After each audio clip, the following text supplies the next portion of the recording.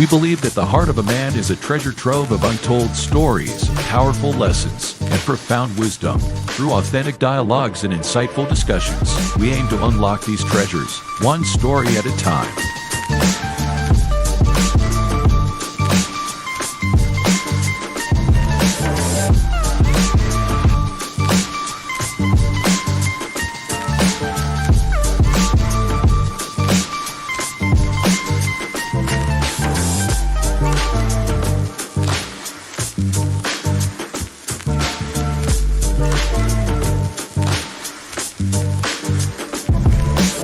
So, whether you're seeking guidance, inspiration, or simply a moment of reflection, you're in the right place. Get ready to be challenged, inspired, and transformed.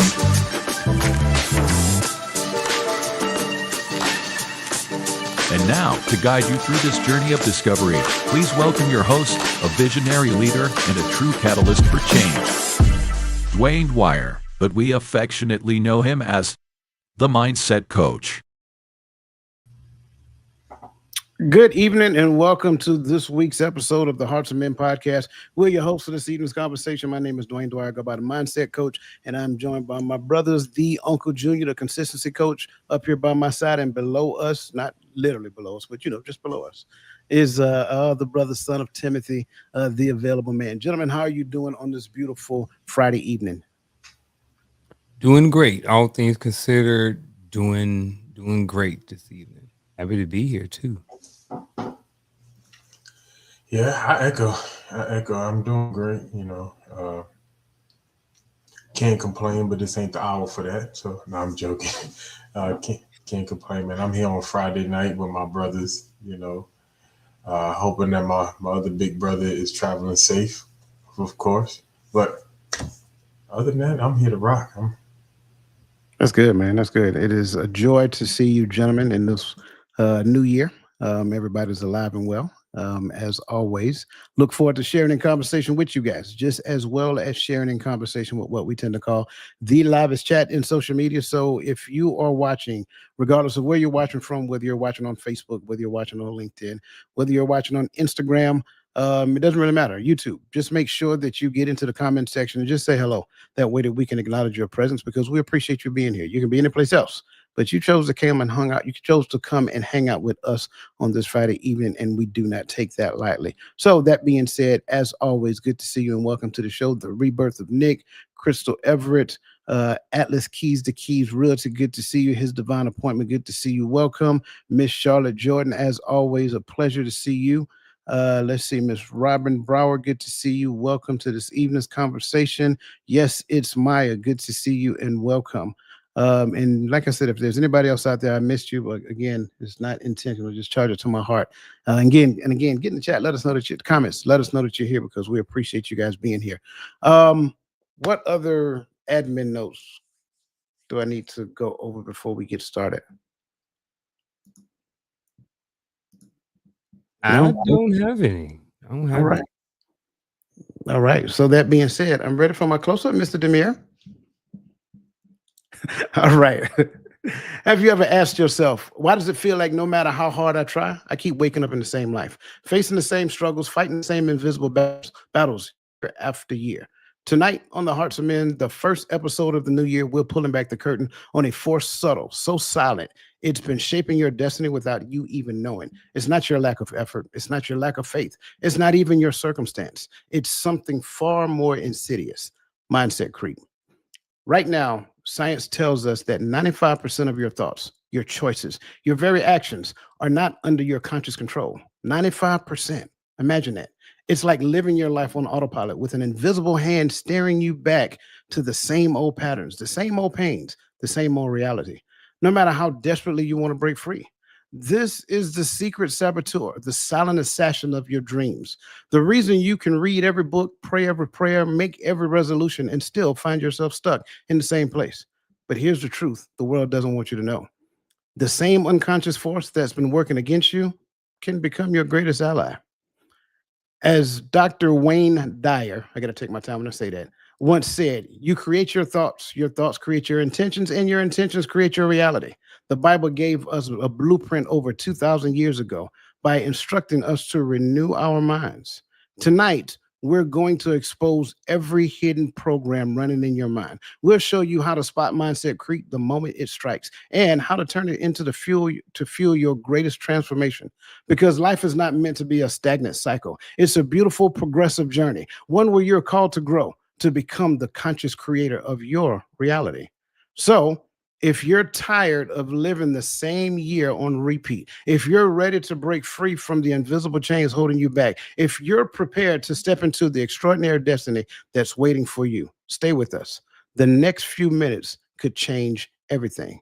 Welcome to the Hearts of Men, where your opportunity to break free from mindset creep begins in 5, 4, 3, 2, 1. Let's go. All right. As always, we like to, you can bring me back down now. We like to always start off and, we like to kind of like make sure that everybody's on the same sheet of music. And so the first thing that I want to kind of expose to everybody is the concept of mindset creep. Now, mindset creep itself is a gradual, often unnoticed shift or expansion in our beliefs, attitudes, or self concept over time. This process usually happens without your conscious awareness, causing you to either revert to old limiting patterns or to broaden what you consider a problem or limitation in your mindset. In other words, mindset creep is when your mental framework drifts, sometimes toward a greater self doubt, sometimes toward over pathologizing normal experiences, despite your best efforts to change and grow. This phenomenon is driven by the brain's tendency to default to automatic habitual thinking, reinforced by cognitive biases and the brain's default mode network. When you're not intentionally renewing your mind, the patterns can quietly resurface, making it easy to slip back into what is familiar. Now, I want everybody to imagine this because I kind of like want to give a real quick example. Imagine you've committed to adopting a growth mindset, believing that you can improve your skills through effort and learning. At first, you are energized and optimistic, viewing setbacks as opportunities. But as time passes, challenges mount. You unconsciously start interpreting even minor mistakes as signs that you're not good enough, a belief you thought you left behind. Without realizing it, your mindset has crept back towards a more fixed, limiting perspective, and you find yourself stuck in the same old cycle of self doubt. Now, it's interesting within ourselves. Have you guys ever heard of this or experienced it yourself? I personally have not until I saw the title. I've definitely heard of both of these words, but not together. So I'm definitely looking forward to how this conversation is going. Yeah. What about you, son of Timothy? Um, I don't. I've heard of the concept. I don't know as far as like the language used to describe it. I don't know if I've heard it this way, but I've heard of the concept Okay. before. Just in a different terms. Right. Gotcha. Okay, cool, not a problem. For those of you who don't know, I have a project management background. That's kind of like how we got to this point. When you look at stuff like scope creep, it's when you have a scope of work, but then you start leaking outside of that scope of work and start doing other things as well. A little different in nature, but kind of along the same path. So we're going to start off real quick with the science of unconscious drift. Now, mindset creep happens because our brains default to automatic habitual patterns when we're not consciously directing our thoughts. I'll say that part again. When we're not consciously directing our thoughts, causing us to drift back to familiar mental territories.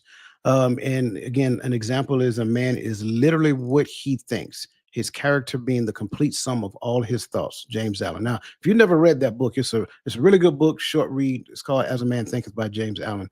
Great book. Statistically speaking, 95% of our thoughts are repetitive and unconscious. Mindfulness practices can reduce this automatic thinking by up to 40%.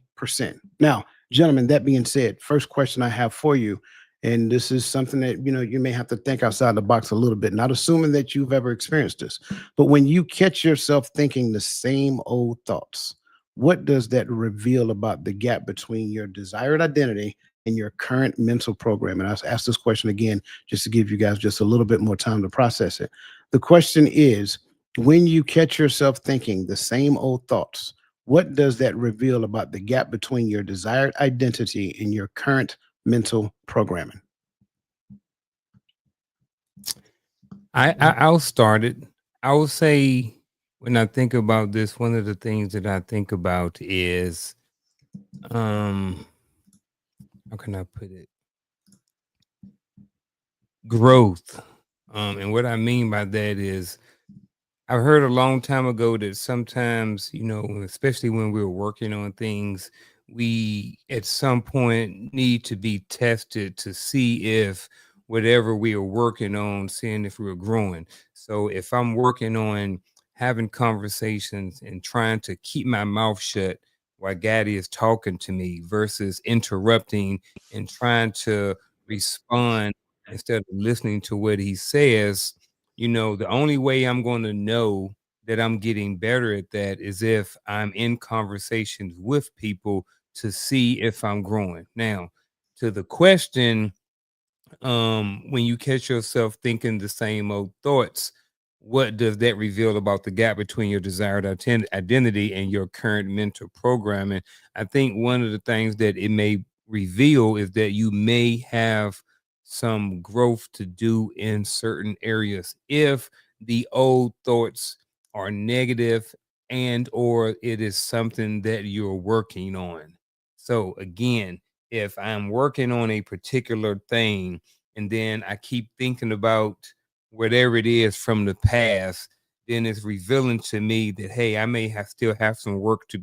I may still have some work. If I experienced DV when I was young, with my spouse or something like that, and then every time I hear a loud bang or I hear a loud noise or my spouse raise their voice, I'm triggered or I'm alarmed or thinking about, hey, what happened back there? Or I'm thinking about these thoughts about, whatever. So I think sometimes just when you catch yourself just thinking about anything, that may be negative or from the past, it may just be an indicator that there may be something that may need to be addressed in your life. That's kind of my 2 cents.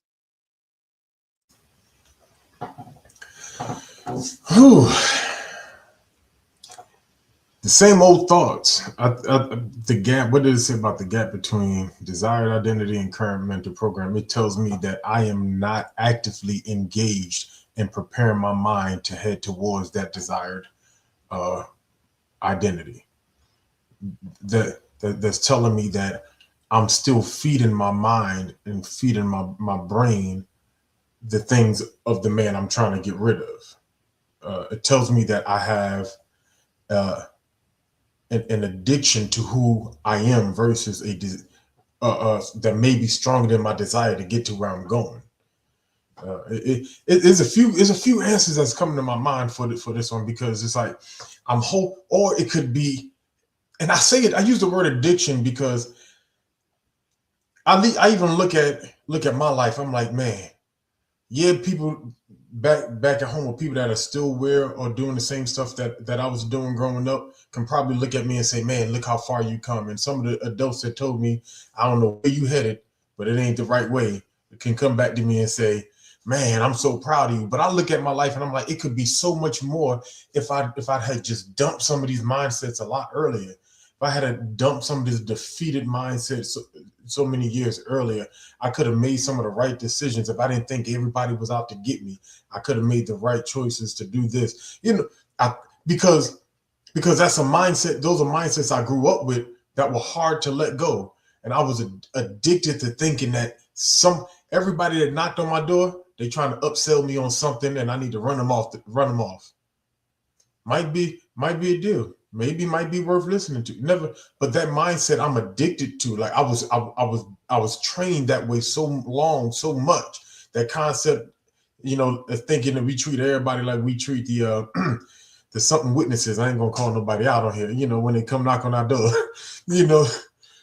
So I think about that, and I look at even some of my family members' behavior sometimes. I'm like, they're addicted to this. Like even when they make the right move to get out of certain lifestyles, they bring it and invite it back into their new situation because that mindset is what they're addicted to. And so, yeah, you may change your location, but you're still not fully becoming the person you're trying to become because you're addicted to some of these mindsets that you can't let go and is wondering, how do I end up back here? See, I like where you guys are going. So I want to kind of peel that back just a little bit more because, like, I like to think about it like this. If I just listen to what you guys say, and I turn back the hands of time. Let's go back about 35 years. I say that. Turn back the hands of time about 35 years ago. Get it? Not a word. Not a word. And if I knew then what you guys are talking about now, right? If I knew then those things, then I could have, like, Unc said, I could have done the work. Like you just said, I could have identified some of those addictive mindset that keeps me stuck in these unhealthy patterns. So when we start talking about these things, let's go back to Garfield first, because you made mention about doing some work. It may identify some work that I need to do. What type of work are you making mention of, if you don't mind sharing that with us? All right. So as Gaddy was talking, and I started getting off on my own thought process. So I remember years ago, um, oh, how can I say this? Because my wife may be watching. Um, in the past, right? So I wasn't always. I've been with this current wife for 11 years, but in the past, I had a whole different life, and I would just say that um, I did used to do a lot of hunting back in the day, right? So what happened is down the road, I would still catch myself sitting around thinking about hunting, even though I may have been with somebody. It's just like, oh, well, I'm thinking about this. I'm thinking about, what I used to say, how I used to talk, pick up lines, just sitting around almost daydreaming or sitting back thinking about some of these old thoughts that I used to have when I was back in the club back in 95. You know what I'm saying? This is, years down the road. And I'm like, why am I still having these thoughts? Well, the thing about it was at some point I wanted to turn and I didn't want to be that person, but I was still finding myself thinking about these things. So again, and I hope I'm answering your question is, you know, some of those things kind of were identified as like, hey, this is an indicator that this is an area in your life that you may need to work on. There is an issue, there's something that's there. Um, an issue, something that you may have been struggling with, whatever that thing may be. And then, like I said, you identify it and then you come up with some sort of solution or some kind of way to fix yourself because that's not who I wanted to be. But sometimes, because that's who I spent a lot of years being that person, sometimes those thoughts would still come up. And then I would indulge just because I really wasn't paying attention. I may have just been sitting around. I may have been on a walk, and then just something may trigger me. Something may trigger a thought in my head, and then next thing you know, it's just going. So those are some of the things, and I hope I answered the question. If not, I'll spin back around. No, I like that. I like that. Let's kind of transition to Gaddy real quick because he made mention of some addictive mindsets, and one can see the example that you gave as being an addictive mindset, especially for young men. When you look at TV, you look at videos and things of that nature, and they overpopularize and glamorize sex. Sex sells. We've heard that all before. So that by itself can be an addictive mindset. Gaddy, if you don't mind, kind of help us to understand some other addictive mindsets that that young men might be struggling with. Whew. And this one is a close to home mindset, right? And for me, or close to home conversation for me, because coming out of New York and going into the military, I had a street mindset. It was I had to always keep guard for everybody. Don't trust nobody. Everybody's out for a scheme, and everybody has a, you know, it's these things. Some of these things that we take with us from home. Whether it's environmental because of where you're from or just who raised you, right? or, there's certain things and behaviors and mindsets. So, and for me, that it's hard. I can pinpoint quite a few of them based upon where I'm from, but dealing with upbringing and moving forward, because we're talking, this question to me sounds like we're moving forward into, trying to transition from where I'm at to where I'm going.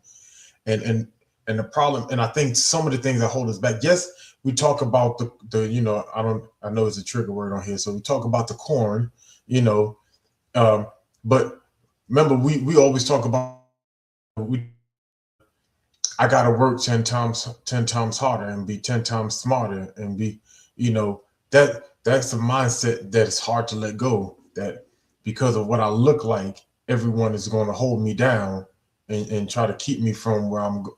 So these things sometimes build an exterior in us that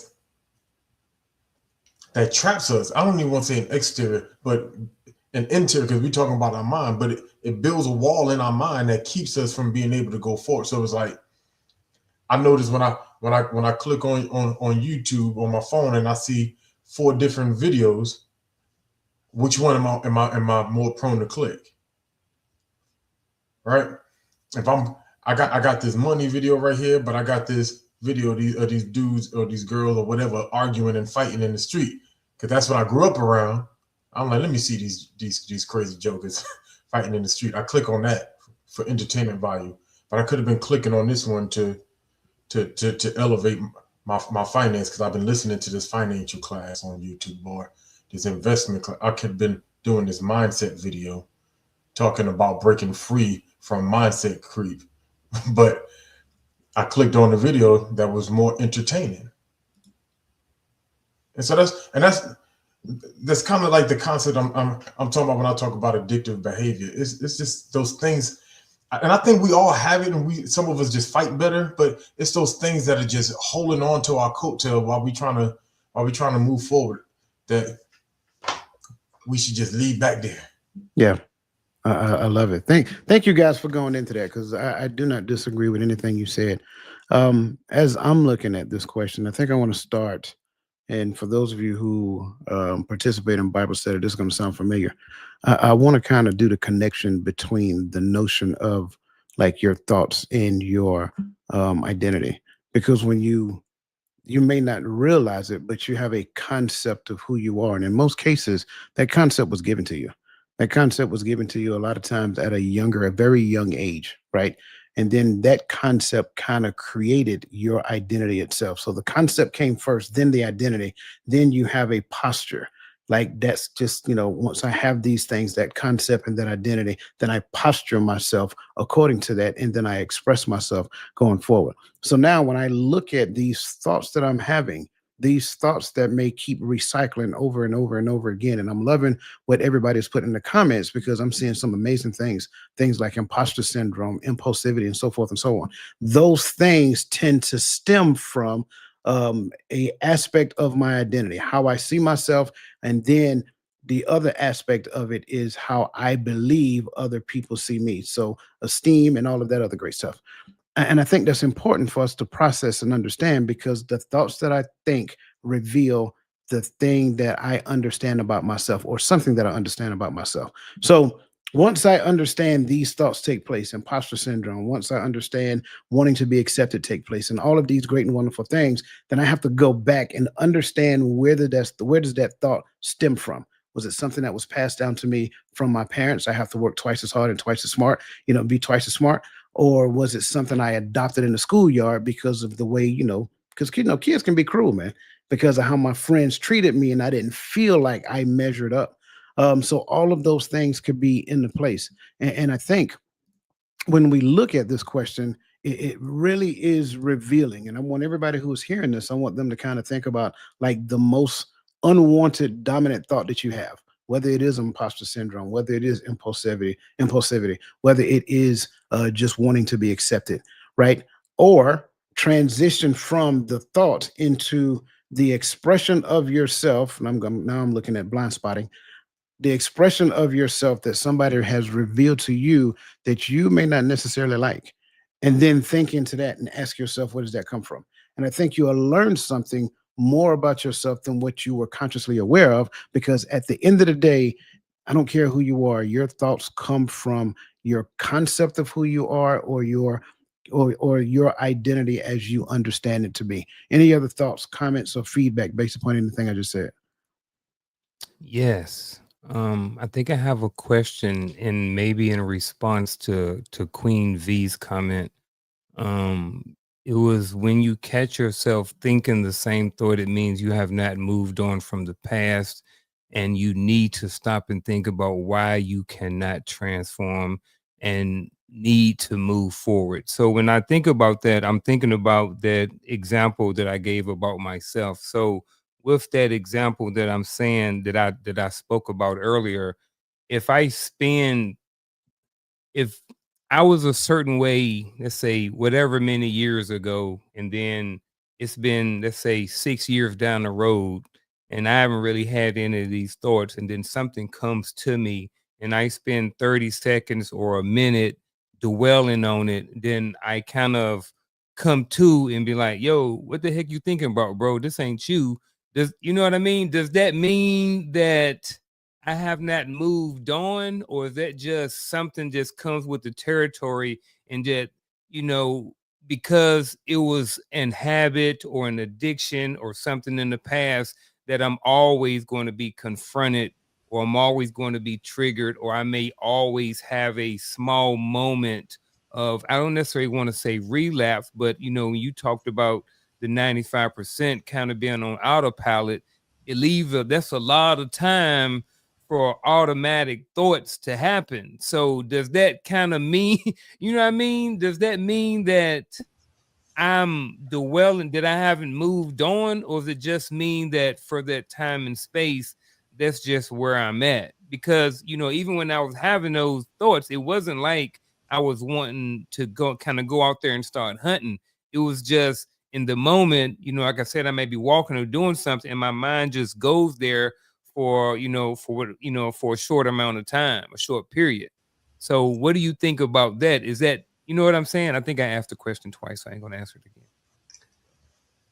There was I can't remember which rapper, but he was definitely a poet, and he just said there's levels to this. I think it was a battle or something. I think it was probably Nas said it in an interview, but they said there's levels to this, and I don't think that it's just like, because it's kind of like when I said I think we all have that thing that pulls at our coattails sometimes. I think it's not realistic to say every thought from my past will never come up again. You know, and I believe that there's a thing called nostalgia. There's a smell. There's a a view. There's a Yeah, image. yeah, There's yeah, a feeling. A song come on when I'm riding in the car with the window down that brings back a memory, brings yeah. back a thought. And so those thoughts come up because they're there. But I think we're talking more of when it's the thoughts that we can't let go of that are trapping us from where we're trying to go. And those are the things that are more habitual, not just that just comes up at the moment. Absolutely. That's why I said predominant. Your dominant thoughts, right? Okay. I have a I have a very interesting analogy that I tend to use. And it doesn't sound good, but that don't mean it's not right.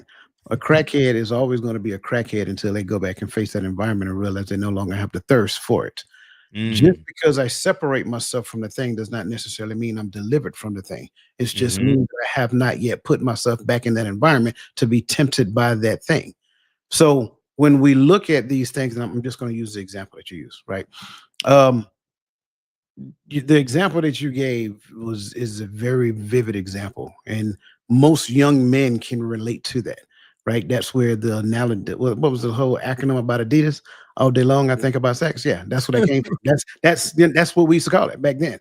And when you're younger, that's what you do. Like, you're plotting on it. I'm just gonna call a spade, but at some point you make that transition, and it's no longer the all day long aspect of it. Now, are there times that you have those thoughts? Sure, but now what do you do with it? That determines what happens, like the expression aspect of it, right? What do I do with that thought? Do I recognize this a thought that I used to have? I cast that thought away and I get back on, the thing that I'm called to do? Or is it that I still sit around and I still ponder and think about and plot on at the grand young age of 50, however, old that person is, right? If that's what you're doing in your 50s, you need to go sit on somebody's couch and drink some tea and have a conversation. I'm just keeping it real.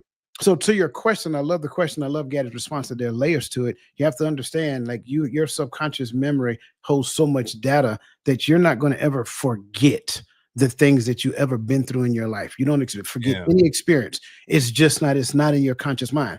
However, when something reminds you of it, you then go back to the shelf, take it off the shelf, and unpack it, like those smells and the sight or an old song. You know what I'm saying? I was just right before we got started, I was listening to what was it, Boogie Down Productions? EDC. Yeah, I can't remember the song of it now, the name of the song, but all of the lyrics to the song came back, and that song came out in 1988. That's how powerful your subconscious mind is, right? I think it's called Philosopher. So when you look at that, you don't forget any of your experiences. You don't forget any of those ideas, those thoughts, and things of that nature that used to plague your mind. And going back to what Gaddy said, were more so addictive in nature. But at a certain point, you transition. And then when those thoughts come up, you don't necessarily make them dominant thoughts anymore. You recognize that, yeah, I used to be that. I'm not that anymore. Go away. Yeah, I like dominant thought and I like addiction. Yeah, man. Like how everything that came together. So Absolutely. Did I answer your question? I mean, did we answer your question? absolutely. Okay. Cool. Got mine. Cool beans. Real quick, I want to make sure that I am again thanking everybody for all of the comments that they're putting in, because again, I want you to realize that we're seeing them, so keep them coming. Atlas Keys to Keys Realtor said, I think it reveals one may be believing a lie and fixed mindset.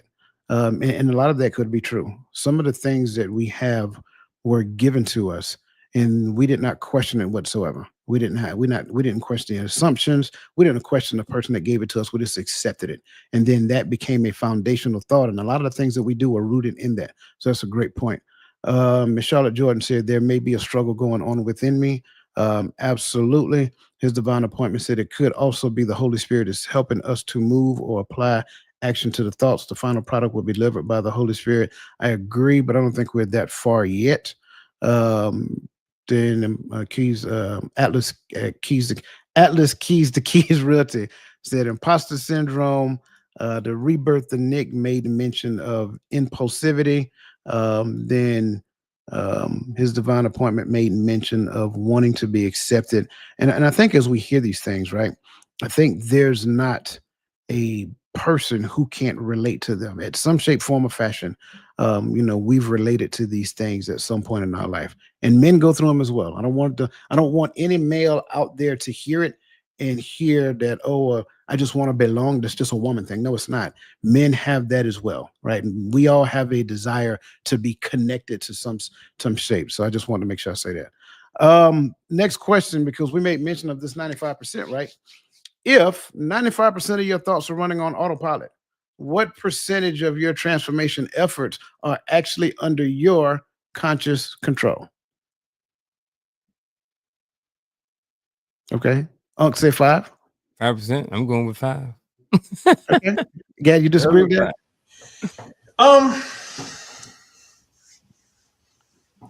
So can we bring it back up real quick? I see. Because it's the word of your transformation efforts are actually under your conscious control.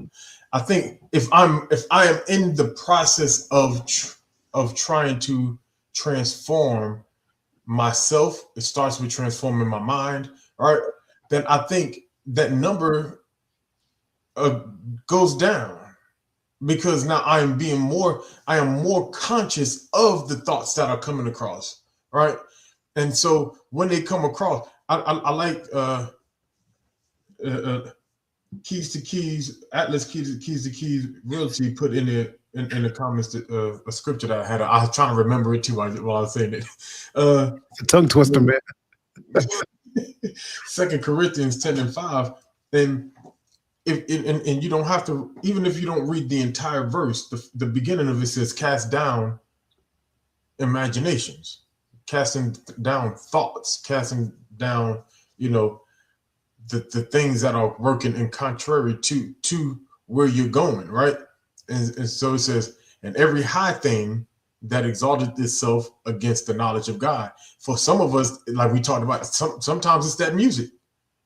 Sometimes it's our whatever our guilty pleasures are. Might be the books you like to read, the videos you like to watch. It might be the podcast you listen to. But if those things are taking me in the opposite direction of where my transformation is leading me, all right, according to the scripture, that's to the knowledge of God, I got to bring it into captivity. And so in doing that, I think, I don't know what that number would be, but I think it decreases the number of or the percentage of the thoughts that are just running on autopilot, because now I am training myself to think differently, so that when my mind is on autopilot, the thoughts that come through my mind are not the same as they were yesterday. I hope that makes sense. Ooh, that boy is on to something, y'all. He's on to something. Garfield, I'm with you, bro. It seems like 5% is the obvious right answer from a mathematical standpoint. But in reality, the answer is 0, because we're talking transformation, like Gaddy made mention of. And so remember, I got a 5%, like out of the 100% of, mindset, conscious and subconscious, right? Out of the 5%, that's my conscious mindset. That's how I'm literally living my life. So sure, when you look at my subconscious, which is 95%, I do that on autopilot, and you guys know it. You guys drive to work all day and you pretty much take the same route. You know what I'm saying? You go to lunch, you might eat the same thing for lunch, hang out with the same people, whatever the case may be. You're subconsciously doing these things. You get up and walk, a particular way, direction in your house. You're probably doing the exact same thing. If you don't have a mailbox in your front yard, you got a mailbox on the street, you probably do it the exact same way, whether you want to walk and get your steps in, or whether you want to get your little scooter and ride down there. However you go about doing it, we are absolutely, thank you, you took the words out of my mouth. I was just about to say that. We're absolutely creatures of habit. But we're talking transformation. It's a metamorphosis that is taking place. That's without my control. And in order for that to happen, it requires something on the outside to happen to me, so that it now changes me to such a degree that now it's like, oh, okay, that makes sense. I know a lot of times we think about transformation and we think about, what do you call it? A caterpillar changing into a butterfly. That's a caterpillar with legs and wings. It didn't go through a transformation, it went through a transition. That's it. He got legs and he got wings, but it's still a caterpillar. He can walk and fly now. He ain't got to crawl. So I think when we look at this transformation, that's the thing that moves us into this aspect of a new creature, to where I don't even respond the same anymore. I don't even act the same. In fact, you look at me now, I may even walk and talk differently. This is kind of like how when you guys go back home after being gone for 10, 15, 20 years, and you see some of your old friends and they're like, man, you don't even act like you used to. That was 15, 20 years ago. You know how much outside influence that has happened to me since then? Like, surely there has been some change in me since then. So it's like, those are the things that, if somebody see it differently, by all means say so. I'm 100% open to hearing that. I don't know. I said 5, and then I changed my answer to 100. But then, as just listening, it just makes me go deeper, or have more questions, and want to understand more. So what percent of transformation efforts are actually under your conscious control?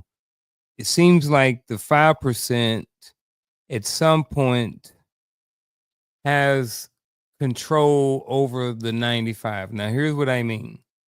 I believe that at some point, and this is, roll with me. I don't know how it's going to come out at the end, but I'm kind of talking through this thing. So if my 5%, if I'm just trying to be better, I'm trying to make the 95% better. So part of that 95% is,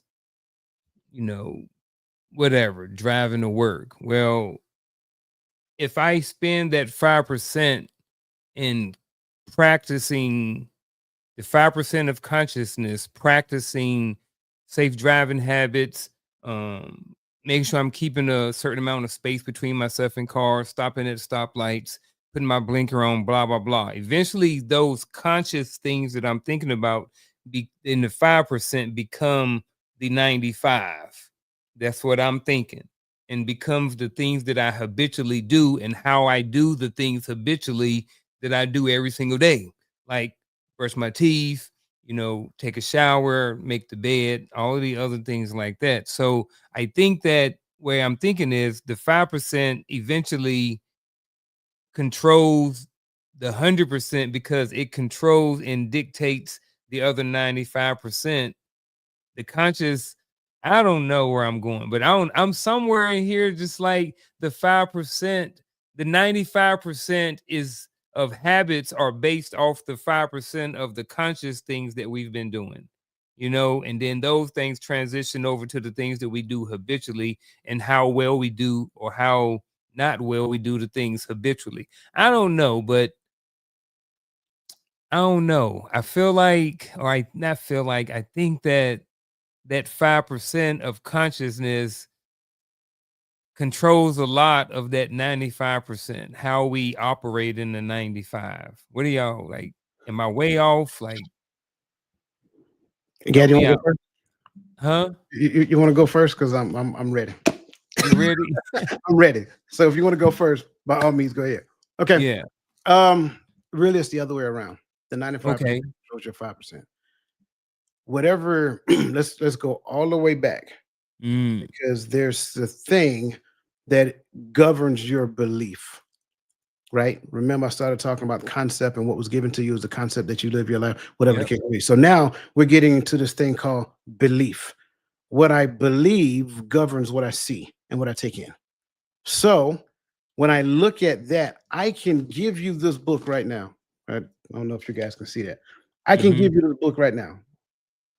And you can read this book, and there are things that you cannot see in it, simply because your subconscious mind governs what you see.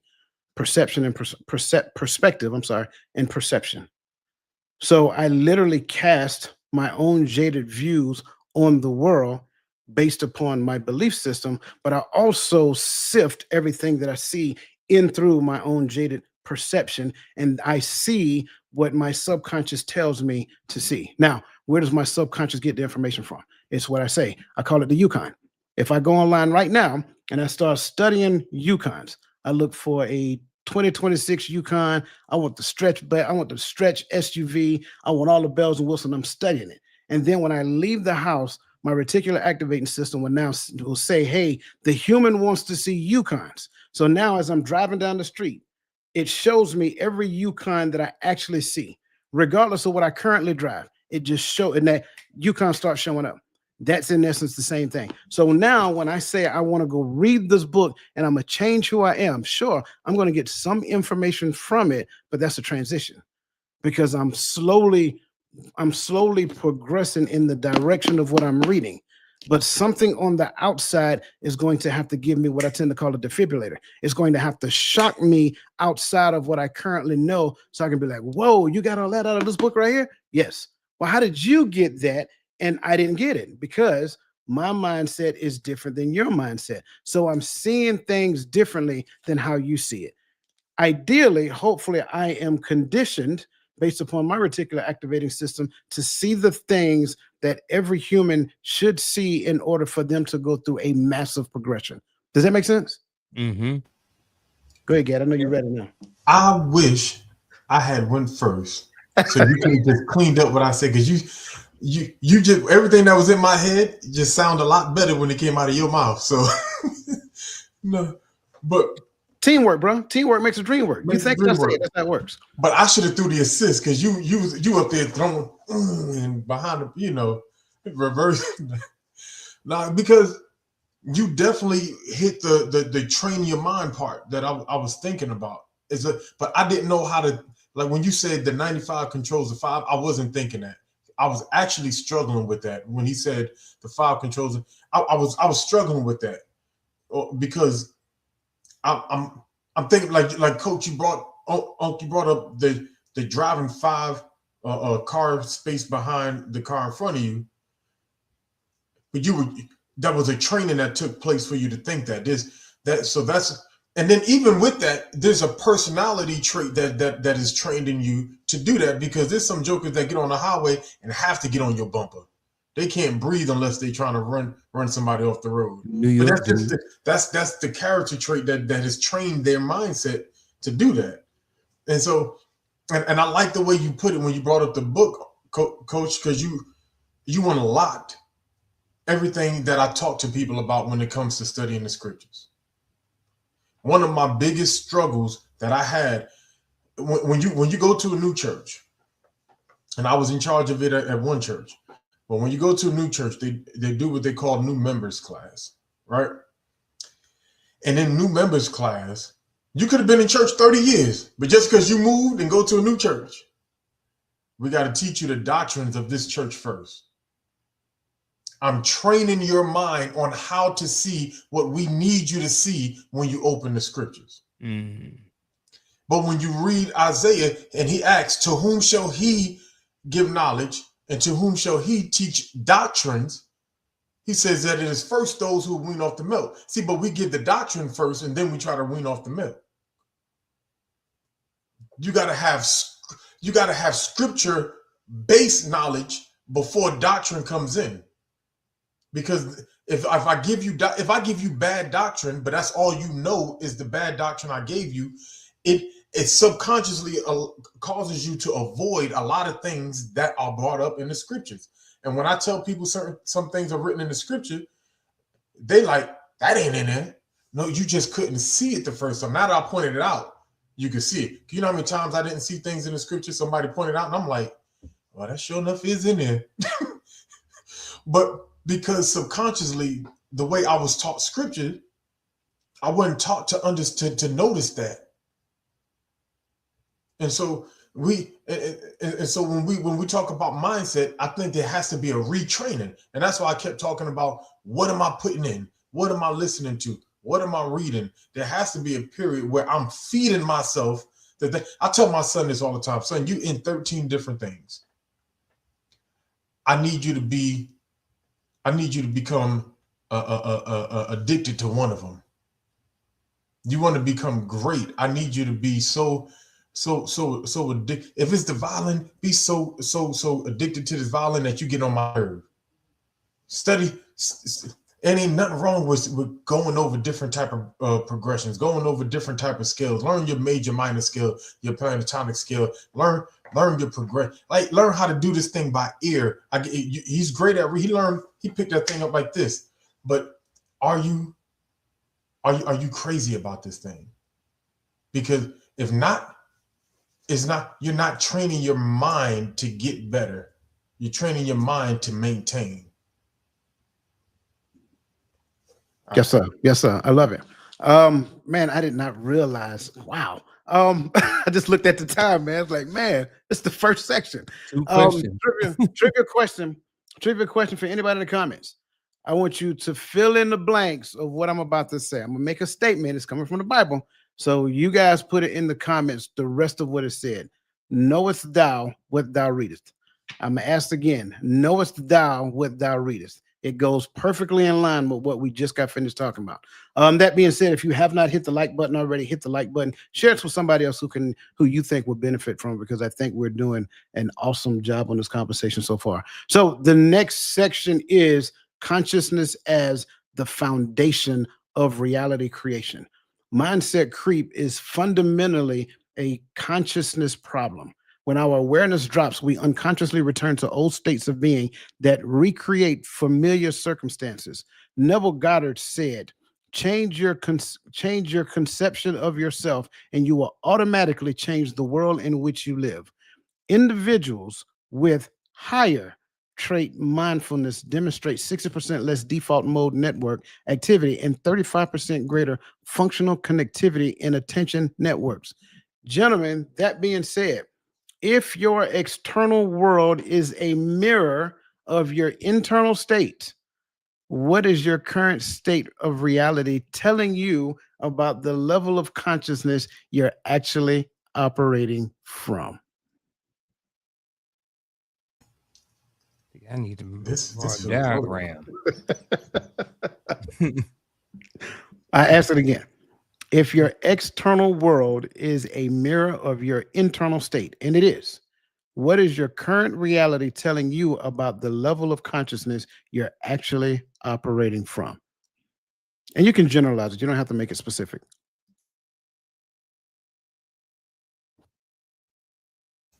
What is your current? It's this part right here. What is your current level of your current reality telling you about the level of consciousness you are actually operating from? This, man, this feels loaded. But whew, I'm gonna take a stab in the dark on this one. I do like the idea that my that my external world is a mirror of my internal state, right? But my reality, and I think it's different for every person, right? Depending on your reality, right? If my reality looks like what I'm leaning for, if my goals are being checked off, then it's telling me that I'm working at a high level of consciousness because I am purposeful and intentional about my movement, about what I'm doing, about my behavior, about how I treat people or whatever the case may be. But I think when we're in that state to where there's no progression and everything just seems normal, because a part of me believes that a lot of us are striving for this ability to live in autopilot and be comfortable, right? But I don't know if the more I read and study scripture, the more I believe that that's not it. Like the being uncomfortable is the state that we should be in until we're transformed by him to a new, anyway. Because that's where he said, come into my rest. So that's where we get that rest and that ease. But it tells me that I'm just on autopilot. I think when we just living every day is the same. We're not progressing. We're not moving forward. We're not trying to do new things. We're not trying to get better at something. I think like when I get to the point to where I'm retired, I'm gonna be reading the sources. Like, yeah, you know what I mean? I count disability as a retirement. I get that 100%. That's another retirement. So when I get there, like, what's next? All right, I'm gonna be reading dictionaries and thesaurus because I want to get my vocabulary better. I mean, I could do that. I could get my vocabulary better now. I'm not, but I'm just saying, like, when I get to that point to where the goal is no longer financial. The goal is now going to be mental, and I don't know, education, but I have to get better and strive somewhere spiritually. What am I doing? I think when there's nothing to do, you're working in autopilot. Does that? I feel like I ran off a little bit. Man, I'm gonna take a jab at it. Let me read this question real quick. If your external world is a mirror of your internal state, what is your current reality telling you about the level of consciousness you're actually operating from? So I wrote down a couple of things. I wrote down a couple of questions, and I got some arrows and some squiggly marks written down here on my paper. Even got a little small diagram. Because I was trying to do look at the external and the mirror part. So I wanted to visualize it. So if my external world is a mirror of my internal state, that brings me, I can't help but to think about when the Bible talks about out of the abundance of the heart, the mouth speaks, right? So what's in us is what's going to come out. So what I got was, it kind of gives me when it comes to what is my current reality telling me about the level of consciousness I'm actually operating from, um, it one of the things I wrote down was how intentional am I being? Another thing I wrote down, what am I choosing? And then another thing I wrote down was that like this whole thing kind of gives me like a live report on exactly how I'm operating or even my level of consciousness. So if my external world is a mirror of I don't know, man, I think I'm getting myself jumbled up now. I think I had a way I was going with it, then I think I started focusing too much on my notes. But I think I got halfway through and I got stuck. But I can't bring it home. I can't find a way to bring it home. It's like I have the thoughts there, but the ending won't come. Like, so I'll start with this and I'm probably going to repeat some of this, but what's in us, what comes out, and that's what's going to be mirrored to the world or whatever like that. So, and that's what they're going to see. And again, I think with doing that, it lets us consciously know where we're at in a sense, in our overall life or where we are internally. And then I'm gonna stop right there because it won't come together. I get it, man. I get it. Um, But I need it to come together though. I'm gonna start off by saying you are where you are so that you can learn that you may grow. That's ultimately the answer. So when I am observing what my current level of consciousness is revealing to me in my reality, I don't look at it kind of going back to what Gaddy said. He said it just seems like people are looking for a place to become complacent and just nestle down and get comfortable.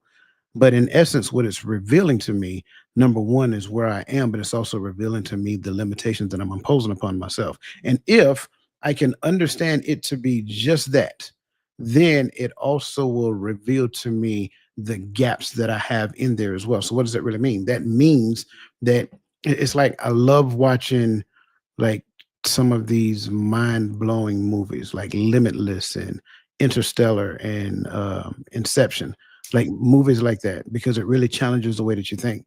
And so a lot of the things that those movies have in common is that there was a place of consciousness that these people achieved, and it broadened where they were. Therefore, they can see more and see further. And that's ultimately what it is. So now, when I recognize what my current reality is revealing to me, it is revealing the limitations that I imposed upon myself. So now, going back to the question that I asked previously, and I think somebody actually put it in the chat about knowest thou what thou readest. Um, it now says, as he said, and he said, how can I, except some man should guide me? And he desired Philip that will come up and sit with him. And then continuing, from that point on, okay, Philip ran thither to him and heard him read the prophet Isaiah and said, understandest thou what thou readest? So she put it backwards. That's okay. But so that's it. So now it means that this is where I'm limited at, but now it should help me to understand that I desire more. So now I have to open myself up so that someone can show me something outside of my current level of awareness. So now at that point, I can see more. I can see wider, I can see further, and I can see more. And I think that's the thing that, when it comes down to this question, that's the thing that should be helping us understand. Any other thoughts, concerns, considerations? I like that scripture because there comes a desire to before the help can come. Philip could run over there, and Philip can read, can tell him everything. But if there's no desire, he's not gonna receive anything. And so, yeah. That's what I was laughing How my mom come on here trolling me? Man, but hey, I was with you. That's why I was like, I felt like I was running on because I couldn't find the landing site. Couldn't man. land it. But I think Coach landed it for me because some of the stuff I talked about, it like kind of gives me like a live report, how intentional I am and like what am I choosing, all things that I'm kind of thinking about. But Coach said it simply, he's talking about, you are where you are, you are where you are And then you talked about limitations and things that we impose on ourselves and the gaps that we have in ourselves. So that right there, and then even how you started off brought this whole thing together and made it a lot clearer. You made it a lot more simpler. I don't know. I was fishing. I was trying to find it. No, man, you I, good. I knew it was something about awareness of where I am right now. You Mhm. know what I'm saying? I knew that part, but then being able to take it a little further, but I definitely appreciate you for that. Y'all, I like this question. I don't know why, but when I saw it, I didn't like it. But then when I saw it again, I liked it. Because like that was one of them questions. That was a doozy, but I liked how it all came back together. Good, very good, very good. Greatly Yeah. appreciate that. We got to press. We're going to skip the next question and go to the next section, which is why we keep attracting the same experiences. Now, He rubbing it in. this is gonna be- mindset creep perpetuates itself through unconscious patterns recognition. We attract and create experiences that match our hidden self concept, not our conscious desires. Let me say this again because if you heard it, you heard it. Mindset creep perpetuates itself through unconscious pattern recognition. We attract and create experiences that match our hidden self concept, not our conscious desire. James Allen said it. Men do not attract that which they want, but that which they are. 70% of organizational and personal transformations fail due to neglecting mindset factors. Growth mindset interventions improve grades for 12,490 students in a national study. Gentlemen, this one, it is what it is. What patterns It keep is what showing it is. up in our relationships, career, or finances that might be revealing your unconscious self concept? I will. I could say there's one for me that shows up in all of this, which is self-sabotage. Right? I think sometimes we can we come up with these patterns, and some of it comes because we talk about in our community. A lot of these things we weren't taught growing up. We weren't taught, and I'm talking about as a whole, not individually here. I fall into that number. I wasn't taught what healthy relationships look like. I wasn't taught what healthy money management look like. I wasn't taught what I joke, but I don't. But my daddy was a pimp. I didn't know nothing about no good career. He didn't get a job until I was grown. So, there's an aspect of self-sabotage that subconsciously takes place that I had to train myself out of. Yes, I desire to be here, but my ability to tell you where you can go and how you can get there supersedes my willingness to keep this job. Like I want to obtain wealth, but my ego, right? My desire to spend money as soon as I see it supersedes my desire to put money aside. Like I had to reteach and still reteaching myself habits. I had to learn what these good habits are, and then I had to do them, force myself into doing some of these things until it just became a part of my pattern. So let me ask this, because you mentioned self-sabotage. And we just got finished talking about what does my current reality reveal about my subconscious level of awareness. So if I am self-sabotaging, what does that reveal about me? It sometimes can reveal that I'm afraid of growth. I only know how to exist, and I'm glad someone put it. Someone put in there. I saw it somewhere, or maybe it was last question, but they put in the not ego. It might have been on the last segment. Do you remember what it was? The imposter syndrome, Gotcha. right? Because I'm so used to operating here, and so Cause I think I share with y'all. I think I still suffer with it sometimes. Even every time I get promoted, get put in a room with different people, I'll still be like, I don't belong here. But Hold up. Now I'm hearing something. Are you telling me that it's possible that I can have imposter syndrome in a relationship? yes, Okay. absolutely. I just wanted other people to hear it. And I think in any aspect of our life, we can have imposter syndrome. Sometimes I believe, and it's not about I don't have the education, or it's not about I don't have the experience. It's just sometimes it's like I come from this. Do I belong here? This is what I'm used to. I'm used to operating in this realm or in this frequency that I don't know what it looks like to get better. And so sometimes I turn down good opportunities just because I don't want to. I don't know if I know how to act in the progressive. I got to get this military government job because I don't know if I know how to act in this corporate. You get what I'm saying? Like, Oh, I do. but Yeah, I'm 100% on board. Let me get off. Uncle, what you got? Because I was about to go ahead.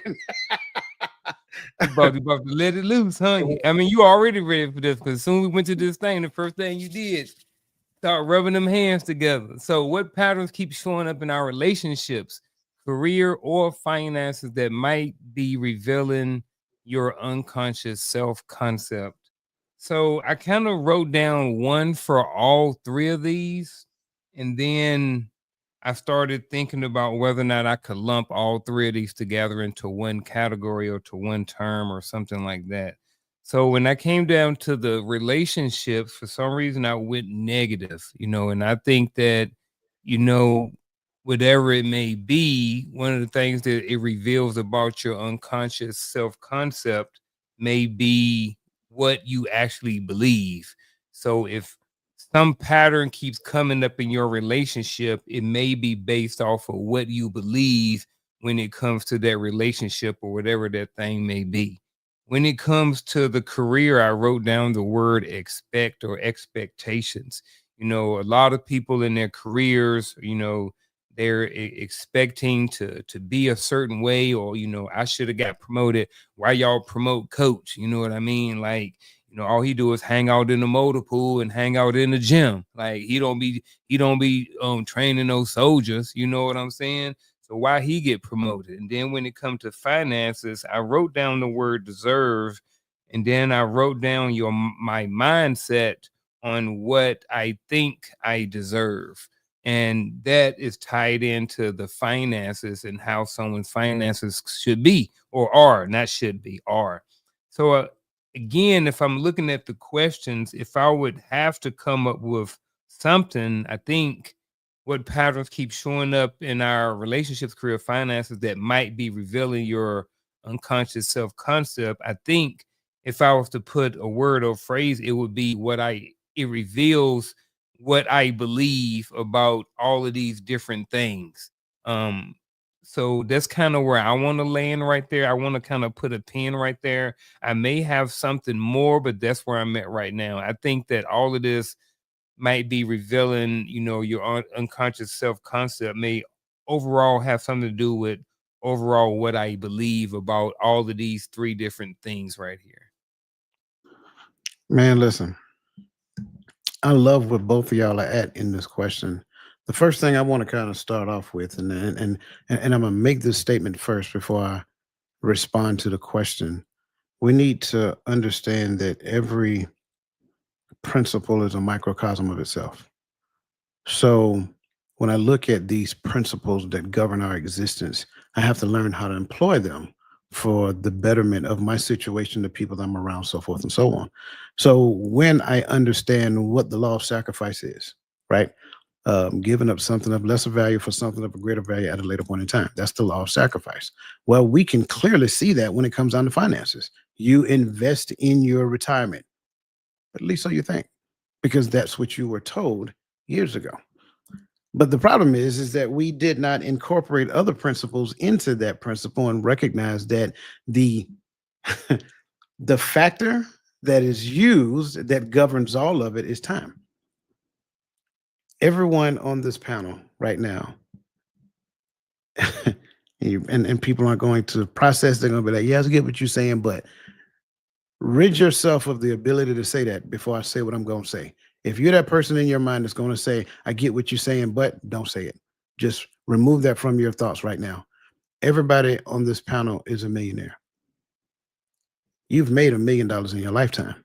The problem is that you've made it over a period of time that looks like that.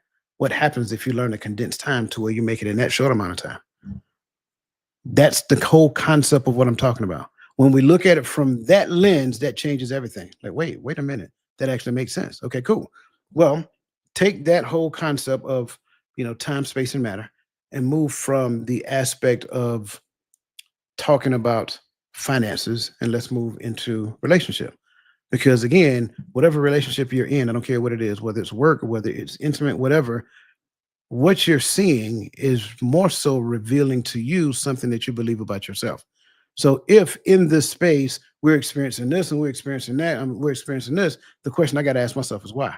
Why am I experiencing this in this space that I call a relationship? Is it because I do not believe that I belong there? I'm comparing myself to this person. This person has this person's done that, this person's done this, and I'm looking at myself and I can't compete. I can't compare.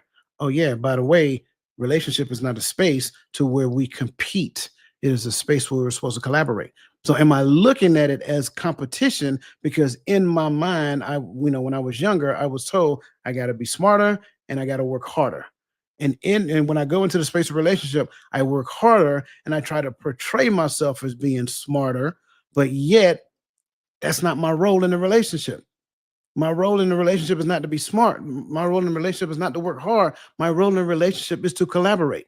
So when I can look at myself, when I can look at my situation and then recognize the aspect of my situation that I am projecting, then it's like, wait, that actually makes sense because every relationship is rooted in faith. And if we don't understand that, then the problem may not necessarily be the person that you're in relationship with. The problem might be is that you're not hoping for something more positive in the future because that's what faith is all about. Now, faith is the substance of things hoped for, the evidence of things not seen.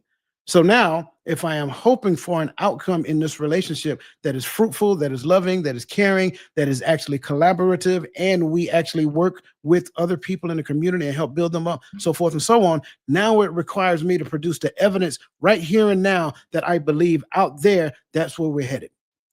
Now, how many times have anybody who ever been around talked to us about relationships in that capacity? Me, zero. Zero. And so when I go back and look at having a failed marriage, I can't blame that person.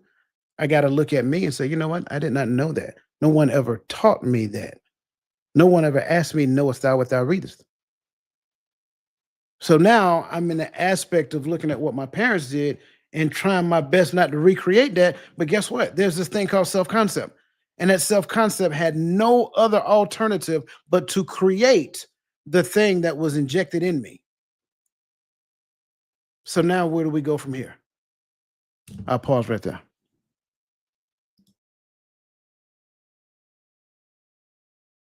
No, nothing. That wrapped it up for me. Yeah. That was the mic drop. It's I will say this and then we're going to move on because of the time. It is mind numbing because y'all know me. I like to patrol the streets when I get bored. I'm just going to be honest with you. When I finally get the power down for the day and I get bored, I like to patrol the streets of social media and just listen to relationship conversations that take place. Man. That'll drain you enough to go to sleep.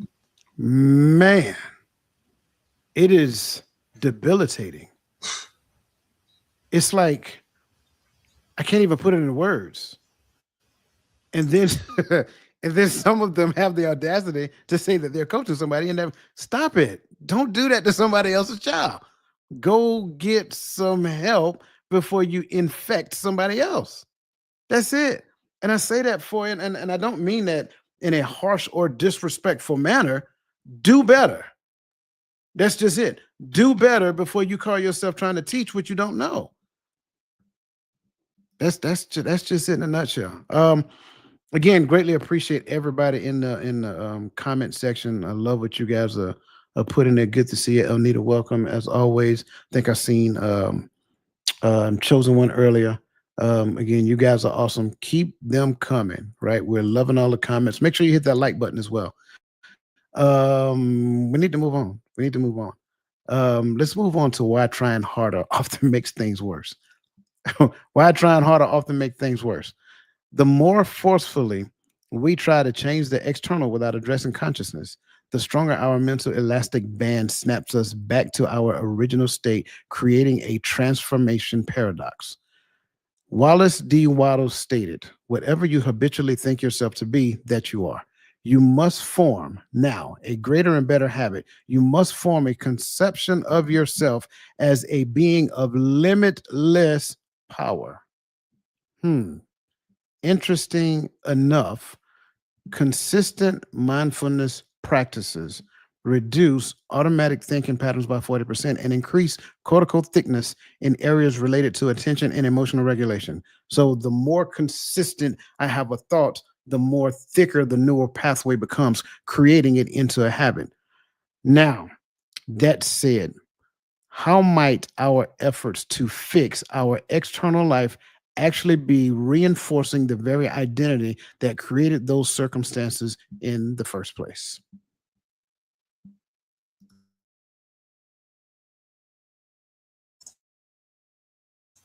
I think we said it.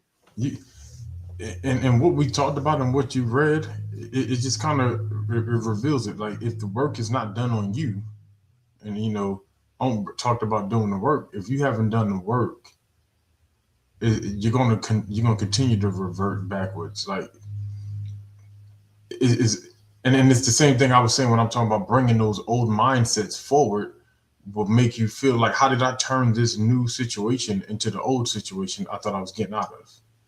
You know, how did I turn a new location to the same conditions I was in the old? It's because the work wasn't done on you first. Are you renewed? Right, and this is what I love about the work of Christ, that I think a lot of times is ignored, because we're focusing on, you know, and I'm not saying here in this circle, but I hear so much people just talk about some uh, Jesus did it, Jesus paid it, Jesus, as if in the concept of I don't have to change because he's already gonna answer for it. Like, but not understanding the work of Christ in you is that he's actually done a work that is hard for you to do yourself, which is he changes you.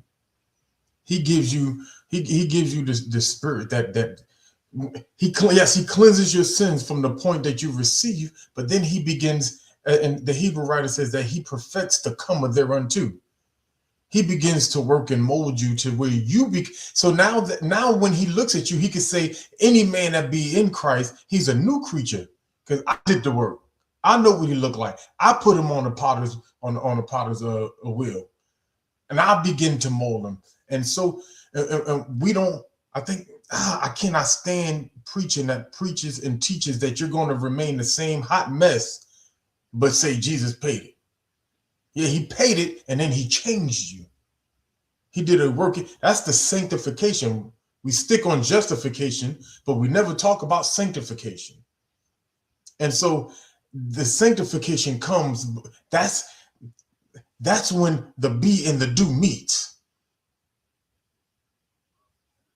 When you brought yourself to him, and he sanctifies you. Ooh. Can I add just one little snippet? Like I love everything you said, but and I'm not saying anything you said is wrong, right? But I have a different way of saying the exact same thing you just said. You said that's where the be and the do meets. I would say before I had a renewed mind, I did it the way I best understood I can do it through my level of consciousness. But once he got in me and start doing the work, because the Bible says it is God who worketh in you to will and to do of his good pleasure. So at that point, that's where the be produces the do, not me practicing the same thing I used to do, but now the thing that I do comes from the seat of the be.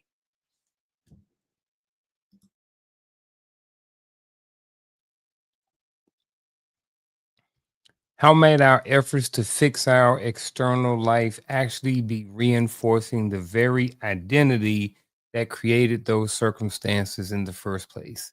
I guess I want to go back to my old analogy from kind of earlier when, talked about being out there and hunting and even having thoughts later on down the road about hunting, even though, life had progressed forward. I think sometimes what happened is um, people will often, try to fix things or try to fix and they kind of work on the symptoms versus trying to work on, of digging deeper and finding out the root cause of whatever the symptom may be. And I think sometimes that's the problem. Talk about alcoholics or whatever like that. That's I think a good example is that, they say, well, don't go over Unc's house because Unc a alcoholic, he recovering, he on a wagon or whatever like that. So don't drink around him.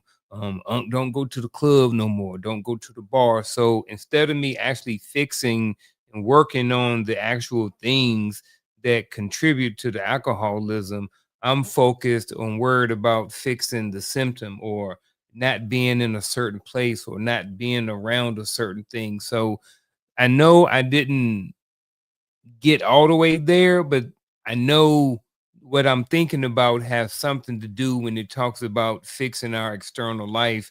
I think sometimes what we do is we focus on the symptoms and don't actually get to the meat and potatoes of the actual issue. And I think sometimes when you do that, that can, kind of help create the circumstances that you had in the first place. So that's what I think.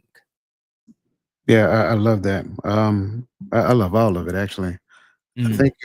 I think it was Albert Einstein who said, "This mind has created some problems that this mind can't solve." Hmm.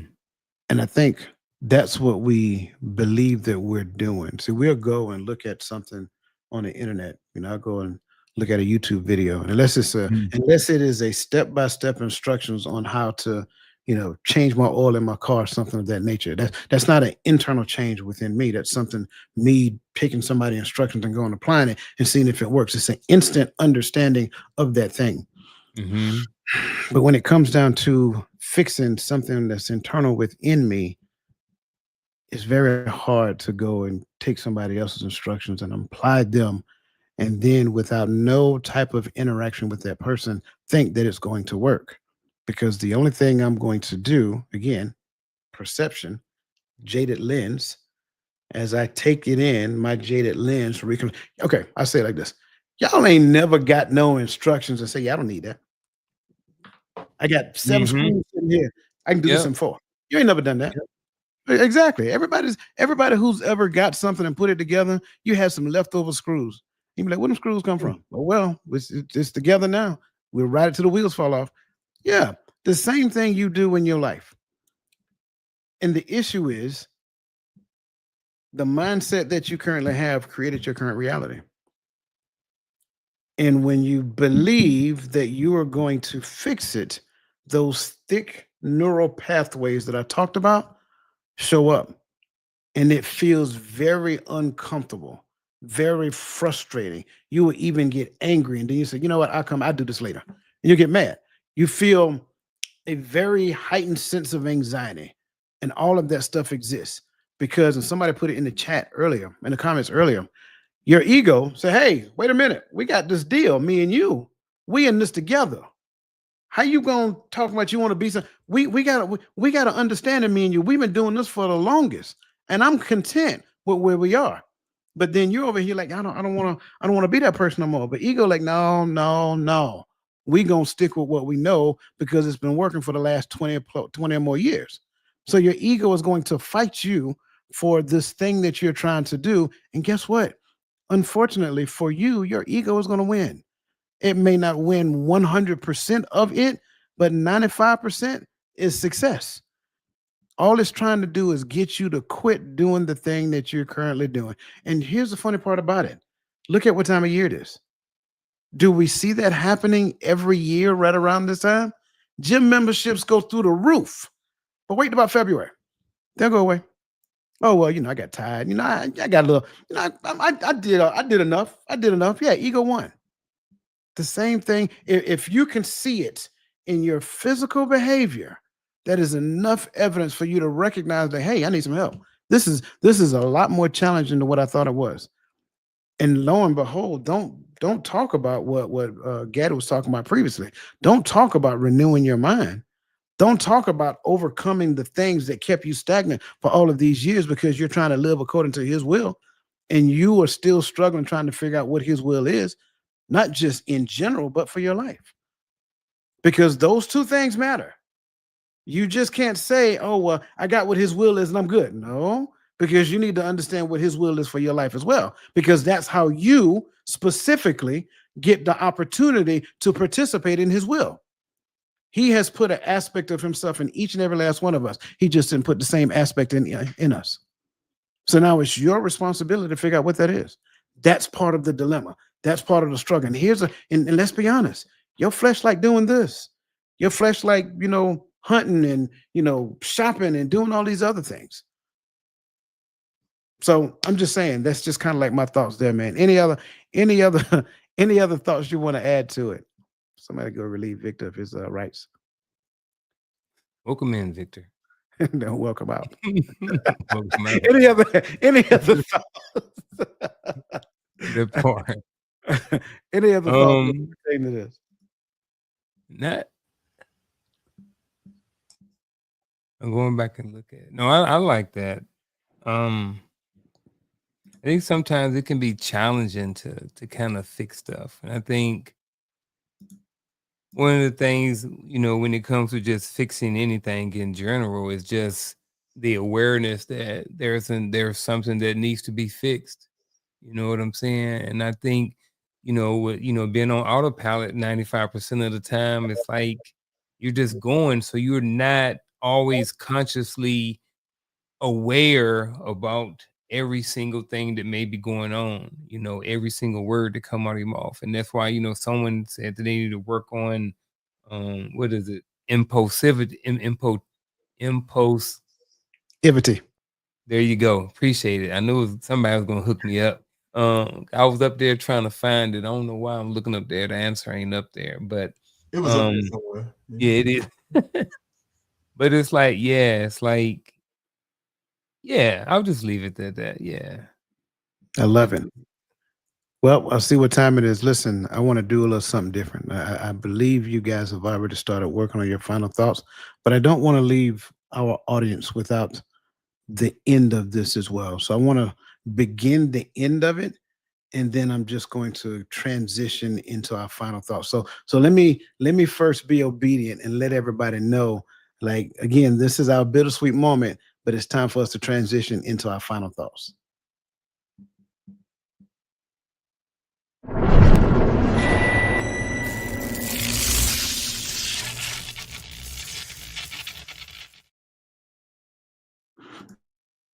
We're gonna do something different now, and you did good. You didn't do nothing wrong. So the last section is breaking the cycle through conscious identity shift, and I didn't share this with Nick. So like I said, you didn't do anything wrong. So breaking the cycle through conscious identity shift.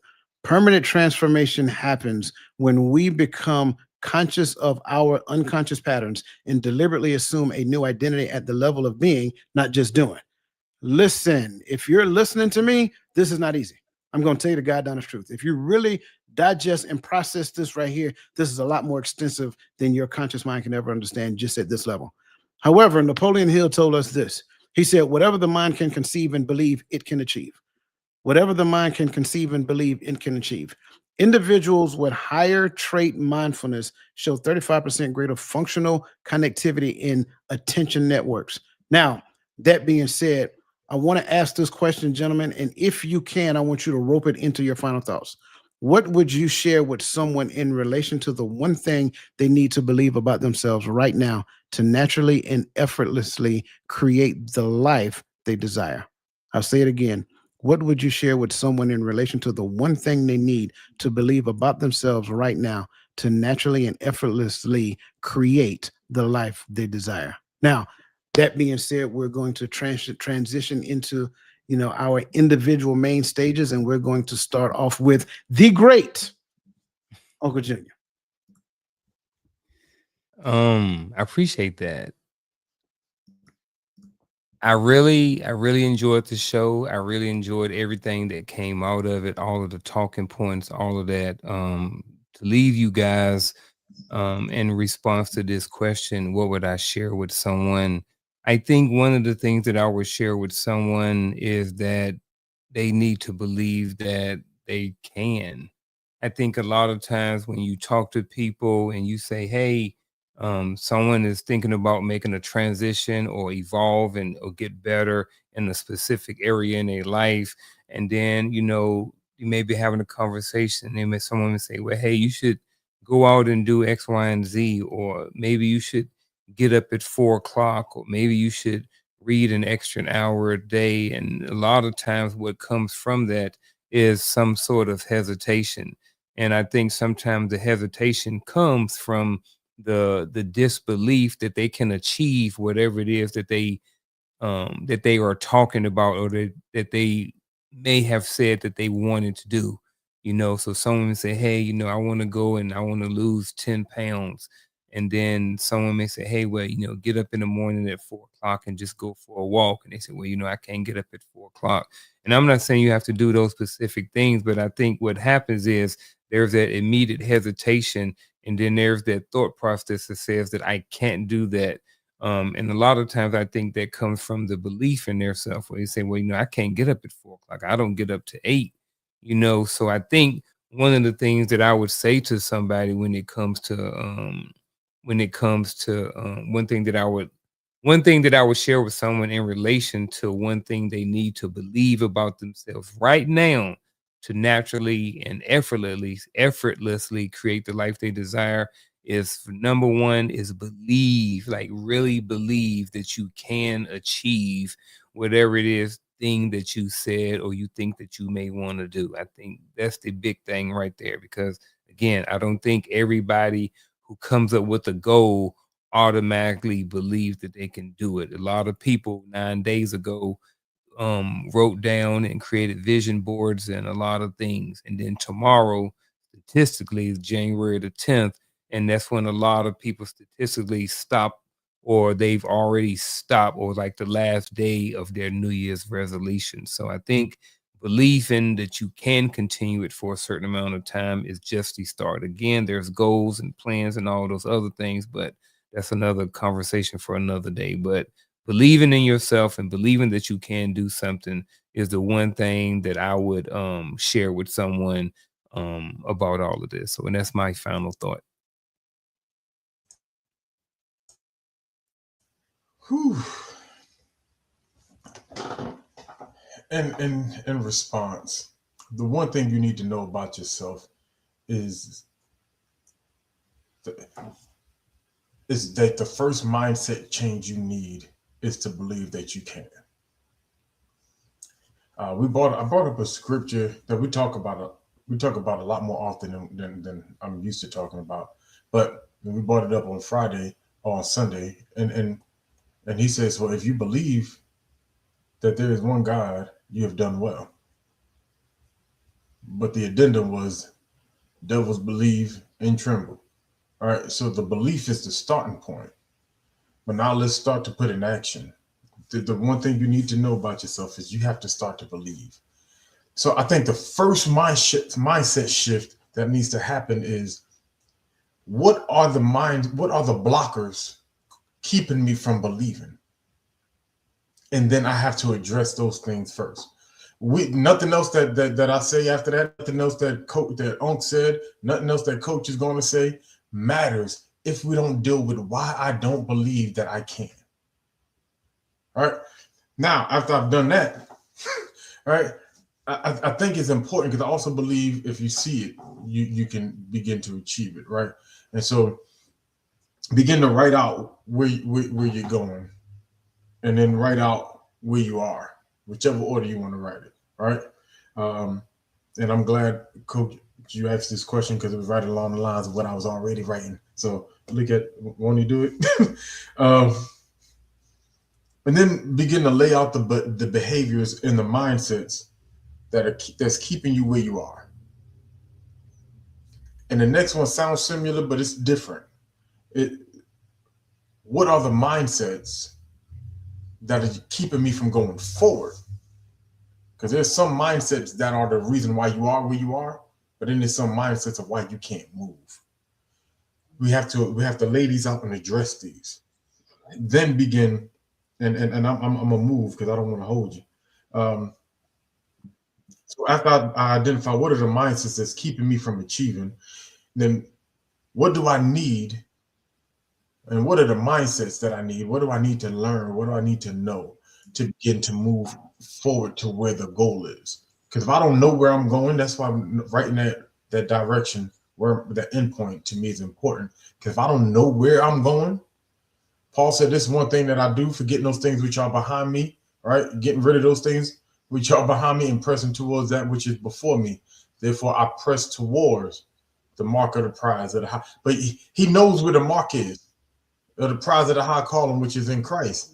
So it's laid out where I'm going. Now, what do I need to get there? Now, as I begin to understand and see the things that I need to get there, I have to now map out the plan, begin the work. And not only begin the work, some people will tell you that's the hardest part. But here's the hardest part to me: endure it to the end. It's that simple to me.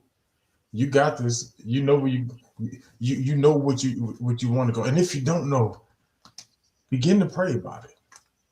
Begin to pray, because maybe it's not of the carnal work. Because I think sometimes we think we all got to have business goals. We all got to have career goals. Maybe you've gotten there already. But maybe it's not carnal. Maybe it's spiritual. Maybe I need to seek beyond myself to determine what that is and what that looks like. That's all I got. Man, that was really good. I'm gonna start off by saying this. If you've been struggling with the same patterns showing up in your life, you're not broken. In fact, not even are you not broken, you're not even behind. You're simply experiencing what is, like we talked about, what is called mindset creep, and recognizing it is actually just the first step toward freedom. You have to come to the realization that you don't have limitations that the Father placed on you. That's where I will start at. Rid yourself of the perspective of your self-imposed limitations. I can't do this, and I can't do that, and I can't do this. The truth is, both science and scripture agree. Transformation is not only possible, but it's also your birthright. When the Bible said to be transformed by the renewing of your mind, it's not giving you a suggestion.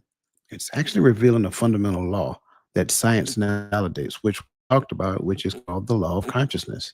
If anything you heard today that we discussed resonates with your spirit, I want to invite you. If you look in the upper corner of your screen right here, this little QR code right here, I want to invite you to a very special webinar that we're putting on. And this webinar that I'm hosting is called Unlocking Divine Provision Through Consciousness Transformation. I'll say it again: Unlocking Divine Provision Through Consciousness Transformation. And in this session, we'll go deeper into practical tools and biblical principles that can not only help you understand mindset creep, but also help you to break free from it. And you'll discover some particular concepts and techniques that has helped several people and create the lasting transformation that you're looking for. Now, I get it. I get it. You got all of the easy button things out there, and it sounds real good. And you know, we live in this microwave society to where we want to just set the timer, wait, and then voila, it's there. It doesn't happen that way. The Father created things to happen the way He created them, with a very intentional aspect of it. You cannot put old wine into new wineskin. So that being said, I just kind of want to land it right there because I think it's important. I think it's intentional that we actually look at these things and consider the things that we're supposed to be doing, going beyond myself, connecting with someone else over here and someone else over here and someone else over here. And then we can get into the aspect of existing to where we experience this thing called collective consciousness. And I leave that for a different conversation. So that being said, listen, we greatly appreciate you guys. Thank you for staying with us for an additional 10 minutes. We hope we didn't disappoint you, didn't bore you this evening, but we do value your time. So that being said, if you go watch the rest of the semifinal college football game, as always, we greatly appreciate you and value you. Remember, let the best version of yourself be a blessing to somebody else, and we'll see you again next week, same time on the Hearts of Men.